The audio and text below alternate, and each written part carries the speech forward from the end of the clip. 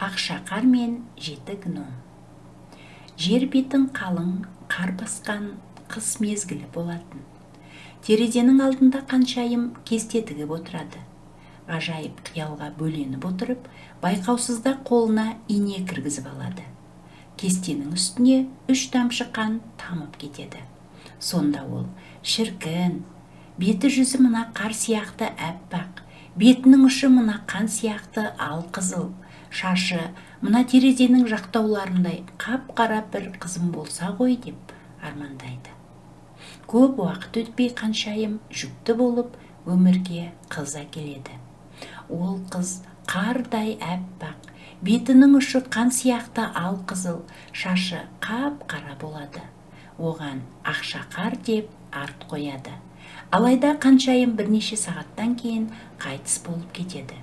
1 жыл өткен соң патша басқа әйелге үйленеді. Жаңа қаншайым өте сұлу, тәкаппар болады. Ешкімнің сұлулығы өзінен асып кеткенін қаламайды. Өзінің бір сиқырлы айнасы болады.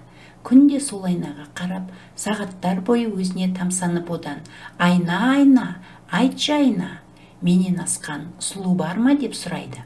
Сонда айна оған: бұл дүниеде сізден асқан сұлу жоқ деп жауап береді. Ақшақар 14 жасқа келгенде айнасы: қаншайымым, сіз сұлусыз, бірақ Ақшақар сізден де асқан сұлу деп жауап береді.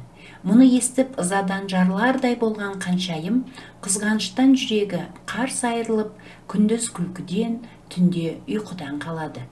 Амалы таусылған қаншайым Ақшақардың көзін құртуды ойлап, сарайына аңшылардың біреуін шақыртып: мына қызды орманға барып өлтір. Өлтіргеніңнің дәлелі ретінде маған оның жүрегі мен өкпе бауырларын алып кел деп тапсырма береді. Аңшы Ақшақарды орманға келіп, өлтірмекші болып пышағын шығарады. Бірақ Ақшақардың жылағанын көріп, оны өлімге қимайды. Ақшақарды жібере салып көзінен ғайып болғанда, оны өлтіруге дәтім бармайды. Түн жамылғанда бір аю немесе қасқыр жеп кетер деп келе жатқанда алдынан бір қабан шығады. Қабанды өлтіріп, жүрегі мен өкпе бауырын кесіп алып, қаншайымға апарып береді. Байқұс қыз ол қалың орманда жалғыз қалады. Кеш батып, қас қарайғанда таудан асып келе жатып, кіп-кішкентай үйшікке кезігеді. Есігін ұрса, ешкім ашпайды. Бел буып, не де болса ішке кіреді. Үйшіктің ішінде ұзын үстелдің айналасында 7 кішкентай орындық, азықтарға толы 7 кішкентай табақ, қабырғаның бойымен тұрған 7 кереуетті көреді. Әрі күтіп, бері күтіп, ешкім келмеген соң, қарны ашып шаршаған қыз әрбір табақтан бір қасық тамақтан жеп, 7-ші кереуетке жатып ұйықтап кетеді. Біраз уақыт өткен соң үй иелері де келеді. Олар таудың ішінде қазба байлықтар қазатын 7 гном екен. Ақшақарды көріп, қандай сұлу қыз деседі. Таң атып, Ақшақар ұйқысынан оянады. Қасындағы кішкентай адамдарды көріп қорқып кетеді. Бірақ біраз уақыт өткен соң оларға үйреніп, олардан жамандық келмейтінін, жақсы адамдар екендігіне көзі жетеді. Гномдар Ақшақарға үйлерінде тұруға рұқсат береді. Олар жұмысқа кетіп бара жатып, есікті ешкімге ашушы болма. Егер өгей шешең біліп қойса, сені өлтіруге тырысып жүрмесін, дейді.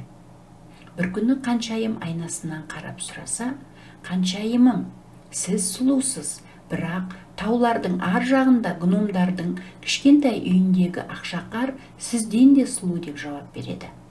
Мұны естісімен ашуға булығып, сол сәттен бастап қызды тауып алуды ойластырады. Саудагер кемпір болып киініп, қолына лента толы кәрзеңке алып, орманға келеді. Гномдардың үйіне жеткенде: ленталарым бар, әдемі ленталар деп дауыстап есік қағады.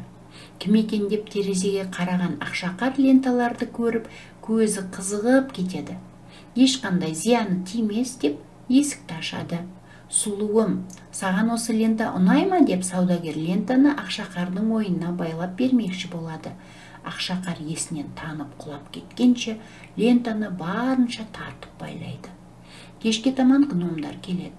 Ақшақардың еденде сұлық жатқанын көріп, дереу мойнындағы лентаны үзіп, Ақшақарды аман алып қалады. Ертесіне Қаншайым айнаның алдына келіп отырады. Айнадан Ақшақардың тірі екенін естіп, қатты ашуланып, зұлымдығын жүзеге асыру үшін тауға қарай жөнеледі.